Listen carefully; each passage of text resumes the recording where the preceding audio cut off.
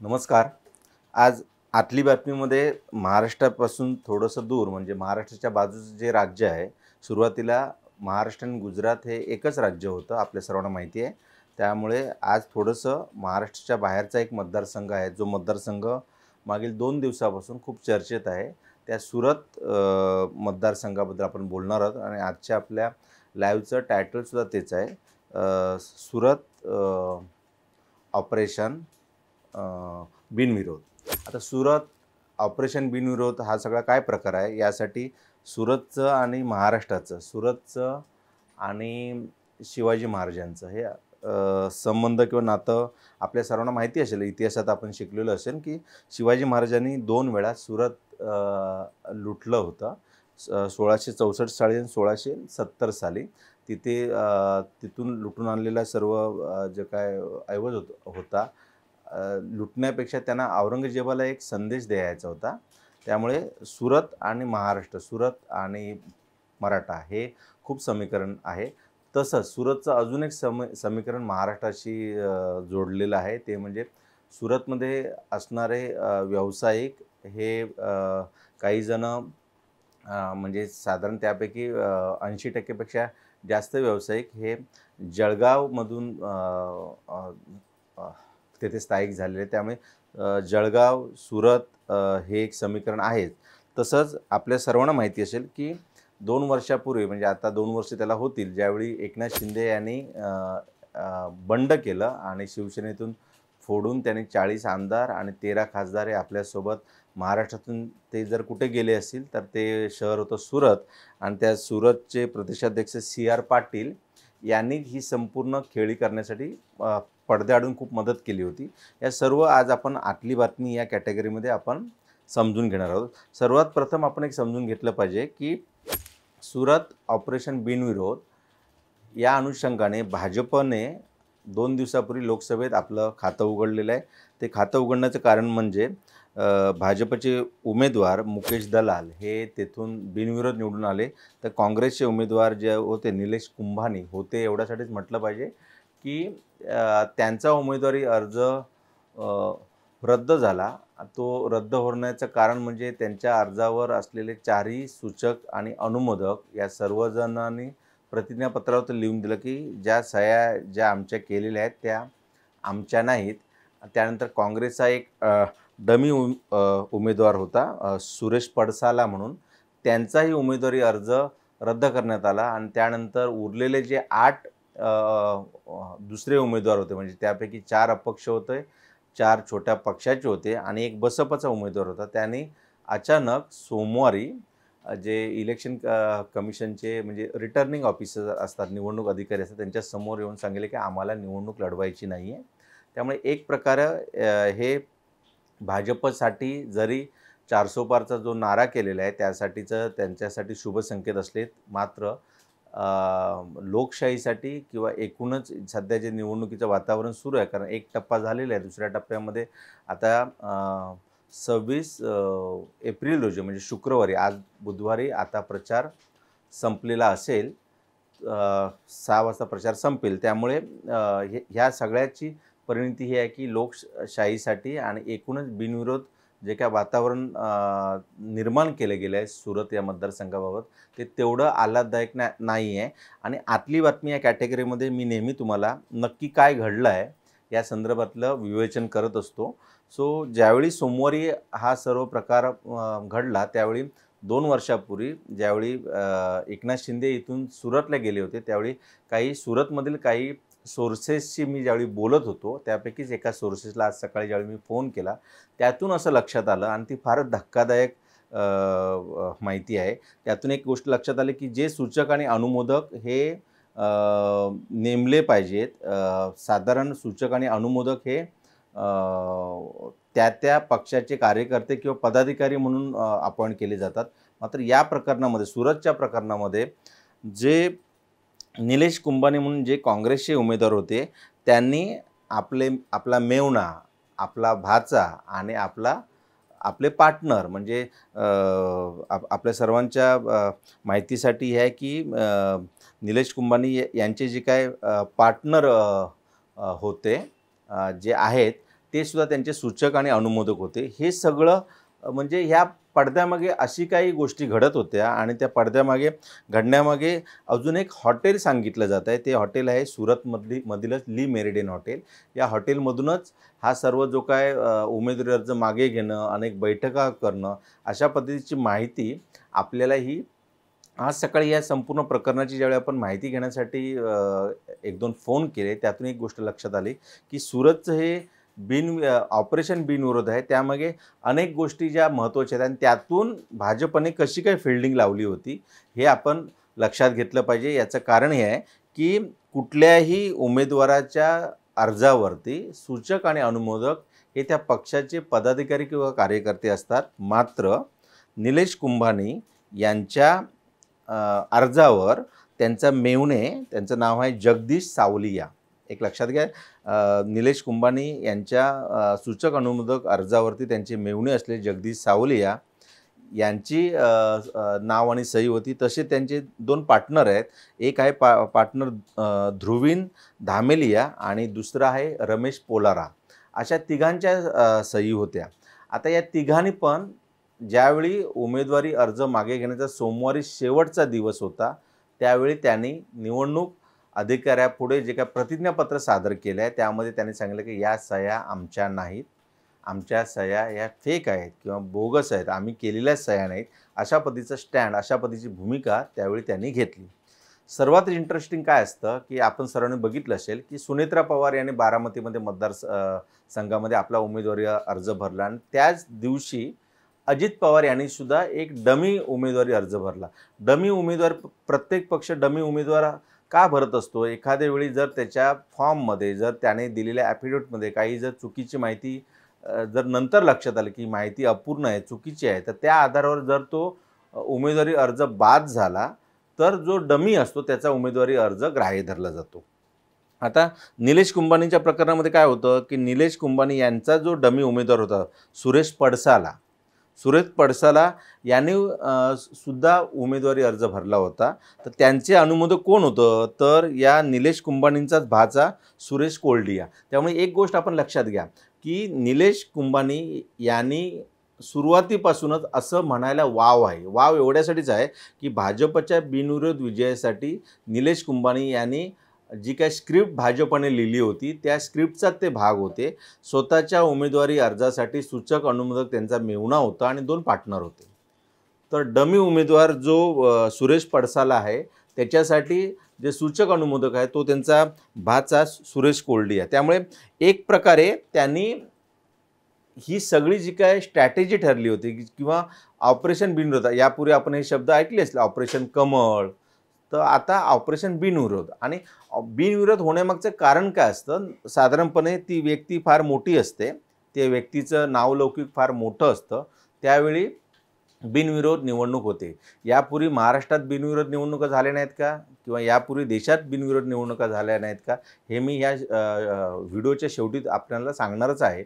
मात्र बिनविरोध होण्यामागची अशी कोणतीही परिस्थिती सुरतमध्ये नव्हती. मात्र जे काही क्लुप्त्या लढवण्यात आल्या भाजपकडून आणि त्याला निलेश कुंभानी हे त्या संपूर्ण, जर आपण बुद्धिबळाचा पट म्हटला तर त्या बुद्धिबळाच्या पटामधला वजीर हे स्वतः निलेश कुंभानी होते असं म्हटल्यास चुकीचं ठरणार नाही. साधारणपणे काय असतं, की एकही अनुमोदक निवडणूक अधिकाऱ्यासमोर आलेलाच नाही. त्यामुळे आपोआपपणे निलेश कुंभानी यांचा अर्ज बाद झाला. निलेश कुंभानी यांचा अर्ज बाद झाल्यानंतर त्यांचा जो डमी उमेदवार होता सुरेश पडसाला, त्यांचाही उमेदवारी अर्ज बाद झाला. कारण त्यांच्यावरती अनुमोदक असलेला सुरेश कोल्डिया हे सुद्धा उपस्थित तिथे राहिलेले नाही. त्यामुळे साधारणपणे एखाद्या उमेदवाराचा अर्ज बाद झाल्यानंतर निवडणूक अधिकारी त्यांना दाखवा नोटीस दाखवतात किंवा एकूण त्याबद्दलची माहिती घेतात आणि अचानकपणे सोमवारी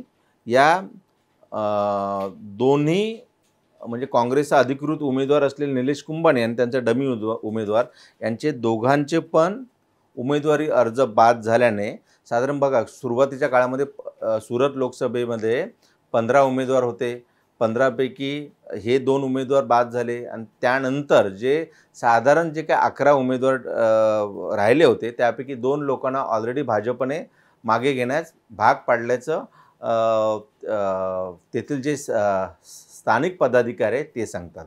आता यामध्ये सगळ्यात महत्त्वाचं एक गोष्ट आहे, की 4 छोट्या पक्षाचे उमेदवार होते आणि एक सर्वात महत्त्वाचं म्हणजे म्हणजे मॅनेज कुठल्या पद्धतीने करण्यात आलं होतं. हे आपण नीट गोष्ट समजून घेतली पाहिजे, की त्या ठिकाणी भाजपने जी काय हातमिळवणी केली होती, भाजपने जे काय ऑपरेशन बिनविरोध केलं होतं, त्या ठिकाणी बसपचे उमेदवार पॅरलल भारती नावाचे एक उमेदवार बसपचे होते. मात्र बसपचे उमेदवार असूनसुद्धा उमेदवारी अर्ज मागे घेण्याच्या अगोदर 24 तास ते नॉट रिचेबल होते. नॉट रिचेबल असल्यानंतर ज्या दिवशी उमेदवारी अर्ज मागे घ्यायचा आहे, त्यावेळी स्थानिक तेथील बसपचे नेते या जे पॅरलल भारतीय आहेत त्यांच्या संपर्कात होते. मात्र ते काय संपर्कात नॉट रिचेबल असल्यामुळे झाले नाही. मात्र अचानक जे काय ते ते भारतीय जे प्रकटले ते म्हणजे थेट ज्यावेळी निवडणूक अधिकाऱ्याच्या समोर त्यांनी सांगितलं, की मला उमेदवारी अर्ज मागे घ्यायचा आहे. म्हणजे या सर्व प्रकरणामध्ये भाजपने साम, दाम, दंडभेद ह्या सगळ्या युक्त्या ज्या आहेत त्या वापरल्या. त्यामुळे ज्या छोट्या पक्षाचे जे काय उमेदवार होते म्हणजे त्यामध्ये सरदार वल्लभभाई पटेल पार्टी आहे, त्यानंतर तिकडेही रिपब्लिकन पार्टी आहे. जसं आपल्याकडे रिपब्लिकन पार्टी आहे, तसं तिकडे गुजरातमध्ये सुद्धा रिपब्लिकन पार्टी आहे. मात्र ती ग्लोबल आहे. त्यामुळे ग्लोबल रिपब्लिकन पार्टी आणि लोक पार्टी या पक्षाचे जे अधिकृत उमेदवार होते त्यांनासुद्धा साक्षात्कार झाला, की आम्हालाही आता निवडणूक लढवायची नाही. त्यामुळे त्या छोट्या पक्षाच्या 3 उमेदवारांनीसुद्धा आपला उमेदवारी अर्ज मागे घेतला. मी जसं सांगितलं त्या पद्धतीने बसपच्या पॅरलल भारती यांनीसुद्धा मागे घेतले आणि छोटे जे अपक्ष म्हणून जे साधारणपणे प्रत्येक निवडणुकीला उभे राहतात, अशा सर्वांनी मिळून म्हणजे साधारण 9 जणांनी एकाच दिवशी अर्ज मागे घेतले. त्यामुळे निवडणूक अधिकारी असलेल्या त्या सुरत मतदारसंघाचे जे निवडणूक अधिकारी होते त्यांना मुकेश दलाल यांना विजयी घोषित करण्याशिवाय कोणताही पर्याय समोर उभा राहिलेला नाही. आता हे सरळ स्क्रिप्ट अशी दिसत आहेत.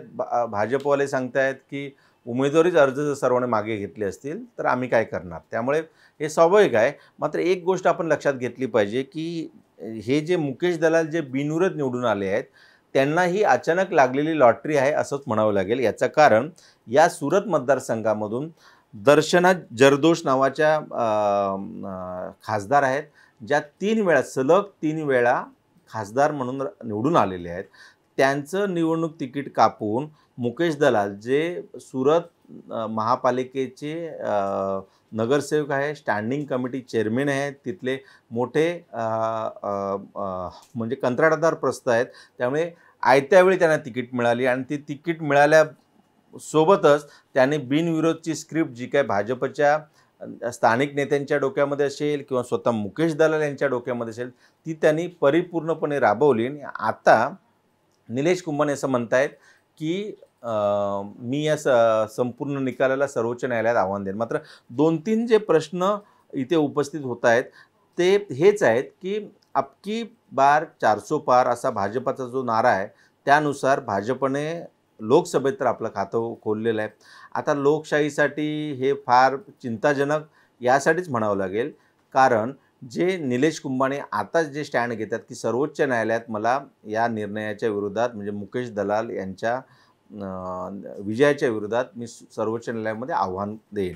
आता आव्हान देईन हे ज्यावेळी सांगतायत त्याचवेळी सूचक अनुमोदक म्हणून त्याने आपले घरातील जो काय गोतावळा म्हणजे मेवणा, भाचा, पार्टनर हे का नेमले होते याचं उत्तर त्यांनीच दिलेलं बरं. याचं कारण की शंकेची पाल कुठेतरी चुकचुकते आहे, की अशा पद्धतीने बिनविरोध मी जसं सुरुवातीला तुम्हाला म्हटलं होतं, की बिनविरोध निवडून येण्याचा हा काही पहिला प्रकार नाही आहे.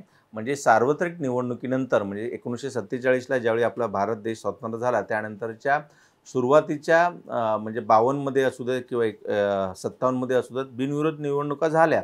मात्र त्यावेळी कारणं वेगळी होती. त्यावेळी निवडणूक कशा पद्धतीने लढतात, काय गोष्टी ह्या लोकांना कळायच्या नाही. त्यामुळे उमेदवारी अर्ज बाद व्हायचे. त्यातूनच काही वेळा बिनविरोध झाला. आतापर्यंत साधारण 35पेक्षा अधिक उमेदवार हे बिनविरोध निवडून आले. त्यामध्ये सर्वाधिक जे मोठं नाव आहे ते म्हणजे काँग्रेसचे मोठे नेते, देशाचे उपपंतप्रधान किंवा संरक्षण मंत्री राहिलेले यशवंतराव चव्हाण यांची सुद्धा एक निवडणूक बिनविरोध झाली होती. याचं कारण हे आहे, आपल्या सर्वांना माहिती असेल की ज्यावेळी भारत आणि चीनचं युद्ध झालं होतं त्यावेळी स्वतः पंडित जवाहरलाल नेहरू यांनी यशवंतराव चव्हाण यांना दिल्लीत बोलून घेतलं होतं आणि त्यांच्याकडे संरक्षण मंत्रिपदाची धुरा दिली होती. आता संरक्षण मंत्री झाल्यानंतर त्यांना कुठल्यातरी मतदारसंघातून निवडून येणं स्वाभाविक होतं. त्यावेळी यशवंतराव चव्हाण यांनी नाशिक लोकसभा मतदारसंघातून निवडून येण्याचं ठरवलं आणि नाशिक मतदारसंघातून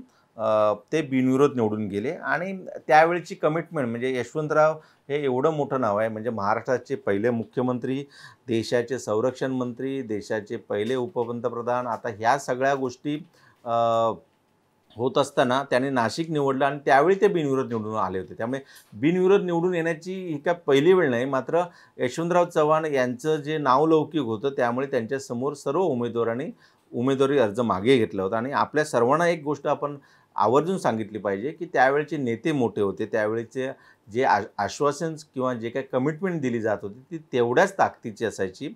म्हणजे ज्यावेळी आपण इतिहासात डोकावतो त्यावेळी लक्षात येतं की यशवंतराव चव्हाण यांनी नाशिककरांना एक आश्वासन दिलं होतं की मी तुमची परतफेड करूच शकत नाही, तरी पण मी माझ्या पद्धतीने प्रयत्न करेन. यशवंतराव चव्हाण यांनी तो शब्द पाळला आणि आपल्या सर्वांना माहिती असेल की मिग विमानं जे बनवली जातात ते हिंदुस्तान एरोनॉटिक्स लिमिटेड ही कंपनी जी विमानं बनवते ती कंपनी ही नाशिकमध्ये आहे. म्हणजे नाशिकसाठी एवढी भूषणावह गोष्ट यशवंतराव चव्हाण यांनी करून दिली होती.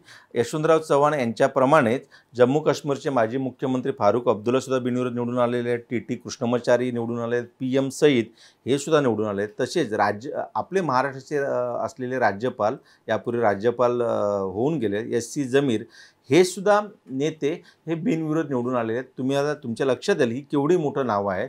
आणि सुरतमध्ये मुकेश दलाल जे पहिल्यांदा निवडणूक लढवतात, स्टँडिंग कमिटी चेअरमन आहे, म्हणजे तसा राजकारणाचा इतिहाससुद्धा त्यांचा नौका आहे.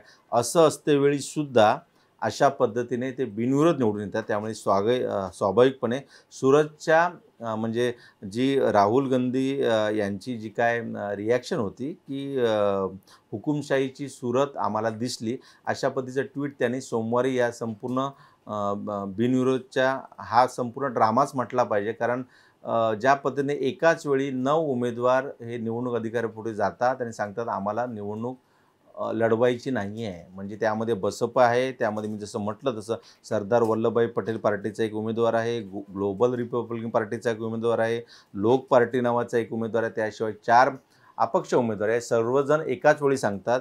तर काँग्रेसच्या उमेदवाराचे तिन्ही सूचक अनुमोदक जे आहेत ते सांगतात आमच्या सह्या नाहीत. त्याशिवाय जो काँग्रेसचा डमी उमेदवार आहे त्याच्या सुद्धा सही करणारा जो सुरेश कोल्डी आहे ते सुद्धा सांगतात माझी सही नाही. त्यामुळे संशयाला वाव आहे. आता ह्या निर्णयावरती सुप्रीम कोर्ट काय निकाल देतं, कारण जर प्रायमा फेसी बघितलं तर समोर तर असं दिसतात की कोणीच उमेदवार नसल्यामुळे निवडणूक बिनविरोध झाली. त्यामुळे भाजपचे मुकेश दलाल हे विजयी झाले. पुन्हा मी थोडंसं सुरत आणि महाराष्ट्राचं कनेक्शन एवढ्यासाठी सांगतो आहे की भाजपचे तिथे प्रदेशाध्यक्ष आहेत CR पाटील. आता CR पाटील हे तेच नाव आहे ज्यावेळी मुख्यमंत्री एकनाथ शिंदे यांनी ज्यावेळी बंड केलं त्यावेळी महाराष्ट्रातून कुठे जायचं तर सुरतला जायचं. त्या सगळ्याची जी काय पडद्यामागे जी काय संपूर्ण जी काय अरेंजमेंट होती किंवा जी काय मोर्चे बांधले होते ती CR पाटील यांनी लढवली होती. CR पाटील यांचं सुद्धा महाराष्ट्राची चांगलं नातं आहे. ते स्वतः जळगावमधून आहेत आणि गेली कित्येक वर्ष ते सुरतमध्ये स्थायिक झालेले आहेत.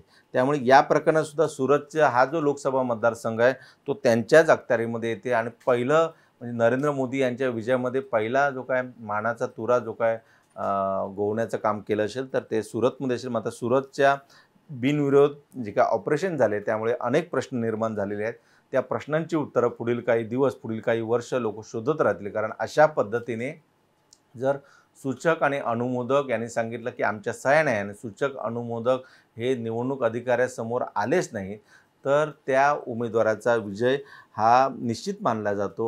त्यामुळे त्यांचे जे प्रतिस्पर्धी उमेदवार आहेत होते मुकेश दलाल यांना विजयी घोषित केलेले आहेत. त्यामुळे आज आतली बातमी या कॅटेगरीत आपल्या एक गोष्ट लक्षात आली असेल, की ते जे सूचक अनुमोदक होते ते कोण होते? तर आज आपण त्याच गोष्टीवरती प्रखरपणे दृष्टिक्षेप टाकला आहे, ज्यामध्ये निलेश कुंभाणे यांचे सूचक आणि अनुमोदक मेहुणा भाचा आणि त्याचे पार्टनर होते.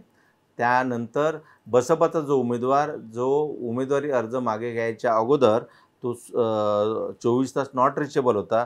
तो सुरतच्या नंतर वडोदऱ्याला गेला. वडोदऱ्यानंतर पुन्हा सुरतला आला आणि डायरेक्टली तो निवडणूक अधिकाऱ्यासमोर उभा राहिला आणि त्याने सांगितलं, "मला निवडणूक लढवण्याची इच्छा नाही." एकीकडे बसपाच्या नेत्या उत्तर प्रदेशमध्ये नरेंद्र मोदी यांच्या विरोधात लढत आहेत. तर इथे सुरतमध्ये त्यांच्याच पक्षाचा एक उमेदवार सांगतो, "मला निवडणूक लढवायची नाही." हे संपूर्ण संशयास्पद आहे.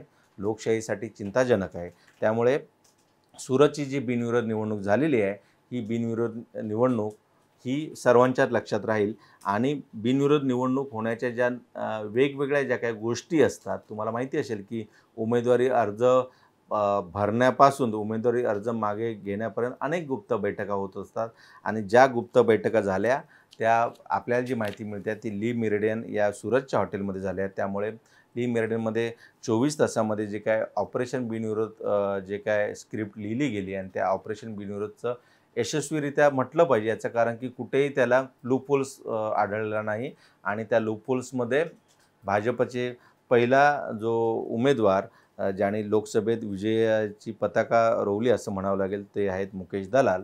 त्यामुळे मला वाटतं ही ऑपरेशन बिनविरोध सुरतची या बाबतीत आतली बातमी यामध्ये आपल्याला जी आज माहिती मिळेल याबद्दलची कमेंट तुम्ही निश्चित आम्हाला कळवा. आमचं माय महानगर लाईव्ह आणि myMahanagar.com तुम्ही फॉलो करा आणि आम्हाला फेसबुक आणि एक्सवरती फॉलो करायला विसरू नका. धन्यवाद.